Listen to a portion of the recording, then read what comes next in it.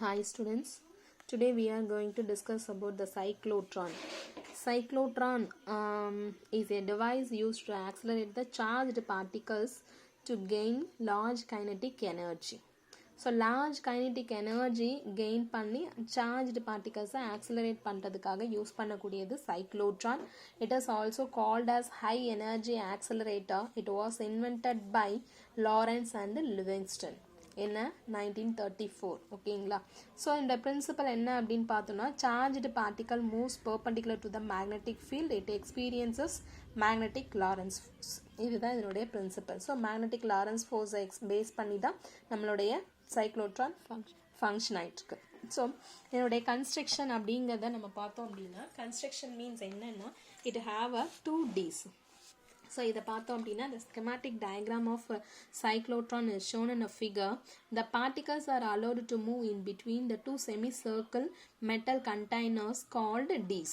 So இந்த ரெண்டு semi சர்க்கிளில் இருக்கக்கூடிய இந்த போர்ஷனுக்கு பேர் தான் Ds அப்படின்னு நம்ம சொல்கிறது. ஓகேங்களா.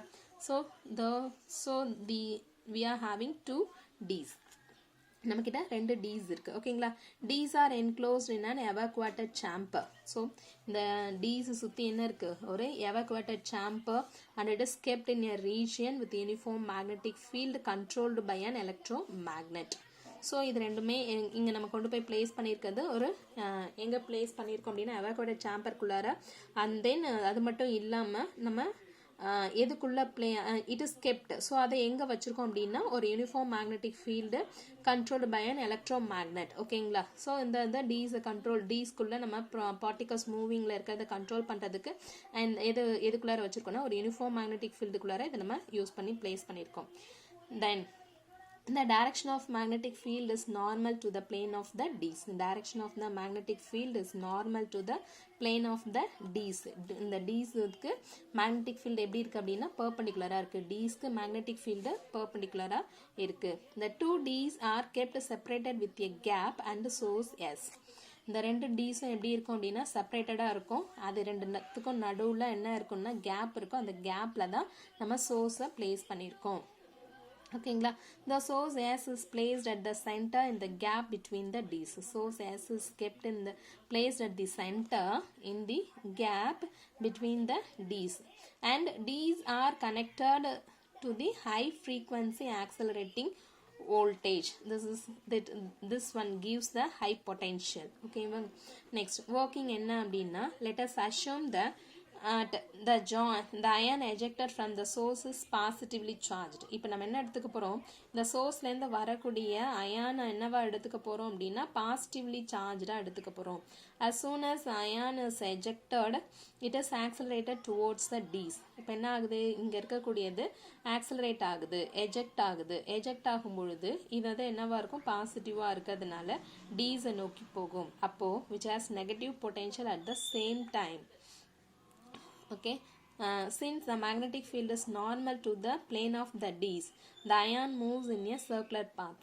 After one semicircular path inside D1, the ion reaches the gap between the Ds.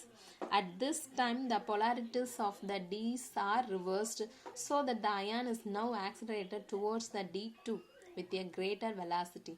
For this circular motion, the centripetal force on the charged particle Q is provided by the Lorentz force. Actually இங்கே என்ன நடக்கும் அப்படின்னு சொன்னால்,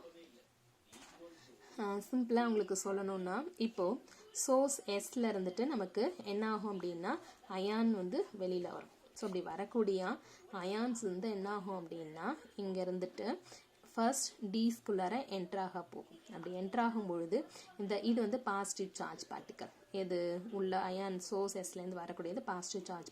அப்போது வந்து என்னாகும் அப்படின்னா இங்கே 2 D இருக்கு இல்லையா, இந்த 2 Dsம் என்ன ஆகும்னா அதனுடைய பொலாரிட்டி டியூ டு த என்ன மேக்னெட்டிக் ஃபீல்டு வந்து Dsக்கு பெர்பெண்டிகுலராக இருக்கும். அப்போ என்னாகும் அப்படின்னா இந்த Ds வந்து இப்போது இந்த D வந்து பாசிட்டிவாக இருந்துச்சு அப்படின்னா இந்த D வந்து நெகட்டிவாக மாறிடும். So positive negative. அப்போ இங்கே சோர்ஸ் வந்து சென்டர், அதாவது கேப்பில் இருக்கக்கூடிய சோர்ஸ் வந்து பாசிட்டிவ் அயானை கொடுக்கும் பொழுது இப்போ என்ன பண்ணும், இந்த நெகட்டிவ் பொலாரிட்டி பாசிட்டிவ் அயானை அட்ராக்ட் பண்ணும்.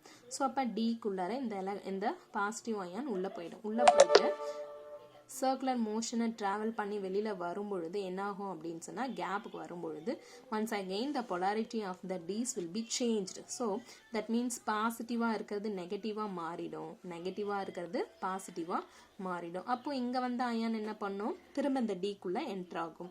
ஸோ இதே மாதிரி கண்டினியூஸாக கேப்புக்கு வரும்பொழுதெல்லாம், அதாவது அந்த பாசிட்டிவ் அயான் கேப்புக்கு வரும்பொழுதெல்லாம் டீஸோடைய பொலாரிட்டி என்ன ஆகிட்டே இருக்கும், சேஞ்ச் ஆகிட்டே இருக்கும். ஸோ பொலாரிட்டி சேஞ்ச் ஆச்சுன்னா டெஃபினட்டாக அப்போ என்னாகும், இந்த பாசிட்டிவ் அயான் வந்து due to the change of polarity positive ion get some energy, kinetic energy அதுக்கு கிடைக்கும். ஸோ அதனுடைய கைனெட்டிக் எனர்ஜி அதாவது ஆக்சலரேட் ஆகும். எனர்ஜி கிடைக்க கிடைக்க என்ன ஆகும், it gains some energy means it will be accelerated. So accelerate ஆகும்போது the radius of the circular path is also increases. அப்போ என்ன then அதை வச்சு அந்த ஆக்சலரேட் ஆகக்கூடிய எனர்ஜியை வச்சு அந்த பார்ட்டிக்கல் வந்து சர்க்குலர் பாத்தில் மூவ் ஆகிட்டு இருக்கும். அந்த சர்க்குலர் பாத்தில் மூவ் ஆகும்பொழுது அதாவது அந்த கெயின்ட் எனர்ஜி சென்ட்ரிபிட்டல் ஃபோர்ஸை கொடுக்கும். அந்த சென்ட்ரிபிட்டல் ஃபோர்ஸ் தான் நமக்கு லாரன்ஸ் ஃபோர்ஸை ப்ரொவைட் பண்ணும். ஸோ அப்போ வந்து the Lorentz centripetal force on the charged particle Q is provided by the Lorentz force. So mv square by r is equal to qb. Last questionல இதை பார்த்துருக்கோம். mv square by r is equal to qvb. Lorentz force is provided the centripetal force of the charged particle. ஓகேங்களா? So mv square by r is equal to qvb. இதில் இருந்துட்டு vv cancel ஆச்சு அப்படின்னு சொன்னால் நமக்கு தேவை r is equal to m by qb. mv by qb இந்த r இங்கே போயிடும். mv by qb. m வந்து mass of the ion, q வந்து charge of the ion, b வந்து magnetic field. ஸோ இது மூணுமே கான்ஸ்டன்ட். அப்போது radius of the circular path எதை மட்டும்தான் டிபெண்ட் பண்ணியிருக்கோம், velocity of the particle மட்டும்தான் டிபெண்ட் பண்ணியிருக்கோம். So the above equation from the equation the increase in velocity increase the radius of the circular path. This process continues and hence the particle moves in spiral path of radius. Once it reaches the near the edge, it is taken out with the help of a deflector plate and allowed to hit the target. So நம்ம இப்போ சொல்லிகிட்டே இருந்தோம் இல்லையா, so இதே மாதிரி radius வந்து increase ஆகிட்டே இருக்கும், அதோடைய வெலாசிட்டி இன்க்ரீஸ் ஆகும். அப்போ அந்த சர்க்குலர் பாத்லேயே அது சுற்றிட்டு டீஸோடைய எண்டுக்கு வெளில வரும். ஸோ அப்படி எட்ஜுக்கு வரும்பொழுது நம்ம டிஃப்ளெக்டர் வச்சு யூஸ் பண்ணி டார்கெட்டில் வந்து நம்ம அந்த பார்ட்டிக்கல் வந்து ஹிட் ஆகிற மாதிரி அலோவ் பண்ண போகிறோம். ஓகேவா? So the important condition in cyclotron operation is cyclotron ஓட important condition என்ன அப்படின்னு பார்த்தீங்கன்னா is that when the frequency f at which the positive ion circulates in the magnetic field must be equal to the constant frequency of the electrical oscillator. So நம்மளுடைய electrical oscillator use பண்ணுறோம் இல்லைங்களா, அதனுடைய ஃப்ரீக்வன்சிக்கு magnetic ஃபீல்டோடைய frequency வந்து ஈக்குவலாக இருக்கிற மாதிரி நம்ம set பண்ணி வச்சிடணும். This is called resonance condition. This is called resonance condition. The resonance condition of cyclotron is FOC. that means frequency is equal to QB by 2 pi m. QB by 2 pi m.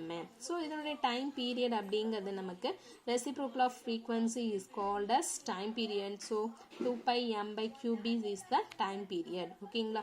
ஃப்ரீக்வன்சிக்கு நமக்கு வேணும் அப்படின்னா நம்ம எப்படி வேணால் கண்டுபிடிச்சிருந்துருக்கலாம். அப்படின்னா ஏற்கனவே நம்ம கண்டுபிடிச்சிருக்கோம். ரைட், சாரி, இதுக்கு முன்னாடி கொஷனில் லாரன்ஸ் ஃபோர்ஸ் ஈக்குவேஷன்ஸ் மேக்னெட்டிக் ஃபீல்டுக்குள்ள நம்ம கண்டுபிடிச்சோம். Frequency, time period, 2 pi r velocity and then time period, அதுலேருந்து ஃப்ரீக்வன்சி கண்டுபிடிச்சோம் இல்லையா. ஸோ அதுலேருந்து தான் இப்போ நம்ம ஃப்ரீக்வன்சியை எடுத்து எழுதியிருக்கோம். QB by 2 pi mன்னு எழுதியிருக்கோம். ஓகேங்களா? அதுலேருந்து time period. So then the kinetic energy of the particle is kinetic energy is equal to half mv square. half mv square. ஓகேங்களா? half mv square. ஸோ இதுலேருந்து நம்ம வந்து இப்போது mv ஸ்கொயரோடைய வேல்யூவை கொண்டு வந்து இங்கே சப்ஸ்டியூட் பண்ண போகிறோம். ஸோ mvங்கிறது இதுலேருந்து எடுக்கலாம். mvயோட வேல்யூ இந்த ஃபார்முலாலேருந்து எடுத்தோன்னா mv is equal to qbr. mv is equal to QBR. So இங்கே கொண்டு வந்து இப்போ சப்ஸ்டியூட் பண்ணுவோம். mv is equal to QBR. ஓகேங்களா? ஸோ இப்போ half mோட வேல்யூ வந்து QBR into V. ஓகேங்களா? இப்போ